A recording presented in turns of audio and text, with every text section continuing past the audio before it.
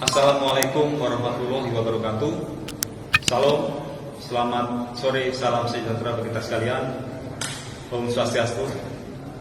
Saya Dirlantas Polda Papua Barat pada saat ini menyampaikan permohonan maaf yang sebesar-besarnya kepada institusi jajaran TNI.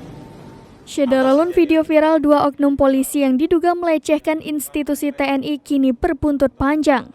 Dirlantas Polda Papua Barat Kombes Pol Raidian Kokrosono menyampaikan permintaan maafnya kepada institusi TNI terkait video viral yang dilakukan anggotanya itu. Raidian mengungkapkan oknum anggota Polri tersebut sudah diberi tindakan tegas dan akan menjalani pemeriksaan internal. Dirlantas juga mengatakan telah melakukan penindakan dua anggota lantas itu dengan menahan di sel Polda Papua Barat. Diberitakan sebelumnya, dua anggota polisi viral di media sosial karena diduga telah melecehkan institusi TNI.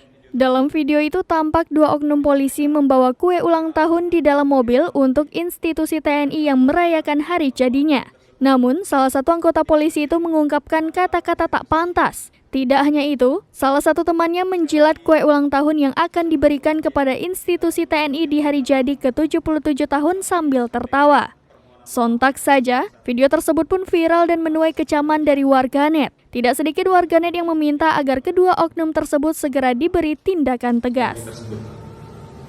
Kedepan kami berharap semoga sinergitas TNI Polri dan soliditas TNI Polri yang selama ini sudah baik tetap terjaga dan tetap kita tegakkan ke depan. Demikian kami sampaikan. Kami akhiri. Assalamualaikum warahmatullahi wabarakatuh. Salam, selamat sore, salam sejahtera, Om Santi, Santi Santi.